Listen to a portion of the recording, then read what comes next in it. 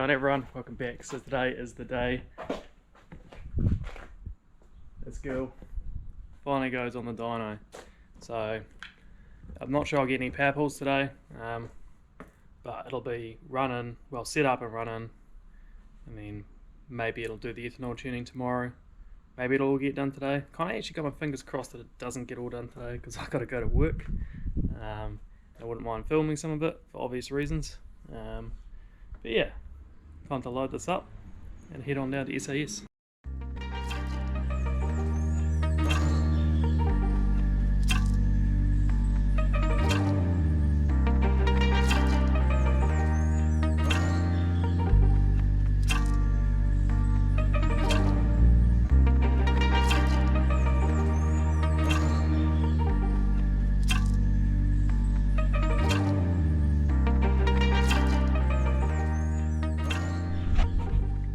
Well, clearly I got far too excited. I'm here 24 hours early. He wasn't expecting me till tomorrow. Oops. Oh well, I'm going to muck about and start playing with my power tune, setting that up for the extra sensors that I've got now, because that's not any of my layouts. And yeah, I don't know. He reckons he might actually be able to get it on today anyway, because the car it's on there at the moment. Reckons it's just a quick one, so we'll see. It's going to get dynoed at some point, so for you that'll probably be like in, I don't know, a couple of seconds. For me, long wait.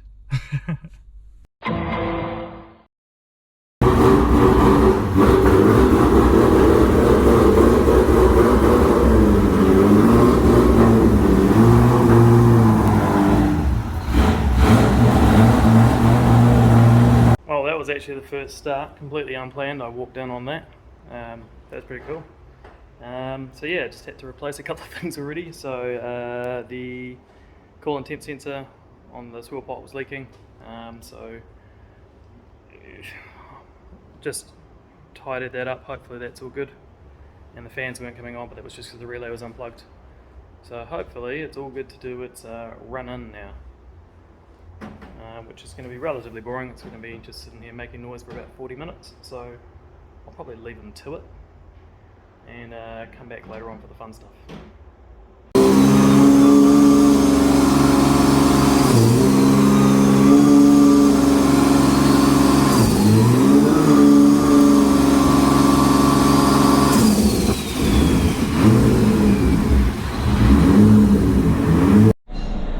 So the run-in is now done, just changing the oil at the moment, and then we're going to send it. Love to know what's up with the stabilisation. That's bugged.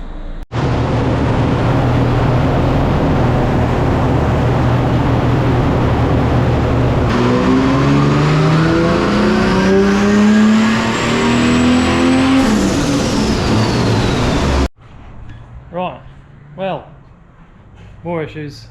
Boost controller wasn't working. Got that sorted now. It was literally just the pin wasn't seated correctly in the plug on the ECU. So it should be good to turn out the boost now.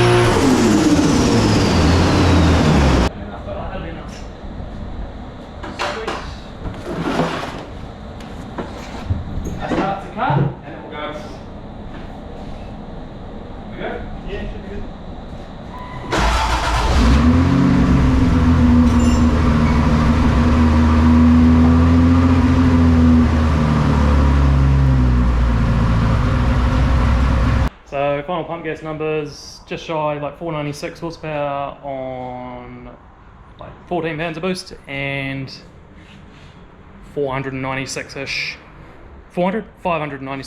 horsepower on like 21.5 pounds of boost. So yeah, basically 500, 600 for the high-low boost for pump gas. Just drained out all the petrol now and going to chuck some ethanol in and try and bump those numbers up. I'm just on my way back down to SAS now because it is day 2 of tuning and ethanol and flat shifting and anti-lag, so the fun one. Yesterday was a day of stress for me, organising all the shit that was going wrong with my car. Well, I mean, their team had to organise some of the wiring, to be fair. I didn't organise that much other than just odds and ends running around sorting it out, but I'm on my way. We're gonna see what she does on ethanol. Pump gas tune, it's as I expected. It was pretty much what I always ran, because that turbo, that fuel, that boost, it's kind of just what it does. But ethanol, I have not run it for a long last time. So this is when we'll see, hopefully, a jump in torque, a jump in spool, and a jump in power.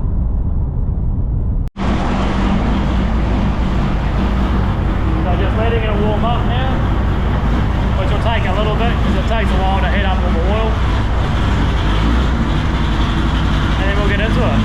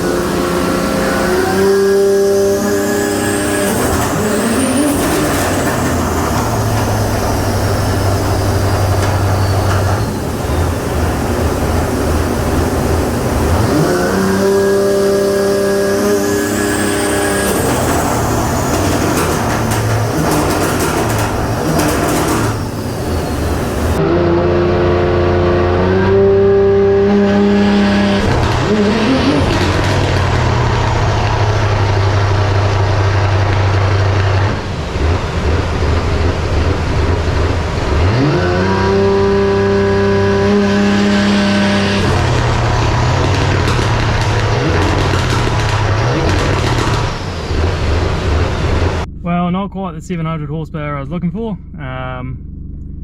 So basically same again, 690, 395, something like that, and horsepower, and it got up to about 700 newton meters of torque with the ethanol on low boost, but clutch slipped. So it was like, it's an Oskikin triple, but it's second hand. Like, I bought it second hand like 10 years ago, so I've got a pretty good run out of it. I mean, I could play around with the, you know, I might make sure it's got enough free play and all this other stuff, and maybe it was going to be okay. Maybe it wasn't. You know, I still got cam trigger and a few other bits and pieces I've got to fix up on the car anyway, so might as well leave it at what it is. I know it doesn't exactly sound amazing as far as like internet power numbers go, but 600 is quite fast on an actual, like, you know, proper race car. Like, it's actually quite fast, and it will be plenty for me. I'm not making excuses, it actually will be plenty for me. I was not even sure how to even put 700 to the ground. As far as drifting goes, only allowed to use street tyres, not allowed to use semis for my series that I enter in, and for grip racing or whatever. So I couldn't even put the power down that I had previously, so making 700 was just going to make that worse, but it would have been fun. So anyway, I will revisit it at some point, but we'll just turn the boost down a little bit. So she's probably going to be around about the 580 horsepower mark. So realistically probably much the same as it used to be. I got a few odds and ends to fix, but hopefully get to go drive it soon. That's the main thing. Well, I forgot to actually record my first drive around, where it's in an industrial area and I pulled through the flat shifting and stuff, which would have been quite nice to show you. You're gonna have to wait till I go to a track to do that. But I'll fire it up and I'll take it for a wee drive around the block. Probably shouldn't use the anti-lag. I live by a school, so if they hear gunshots, I'll have the... Wow. Fall to your doom. Yeah, so anyway, as I was saying, yeah, if they hear gunshots, I'll probably have the police at my house, so probably best to not use my anti-lag here at the street around my house.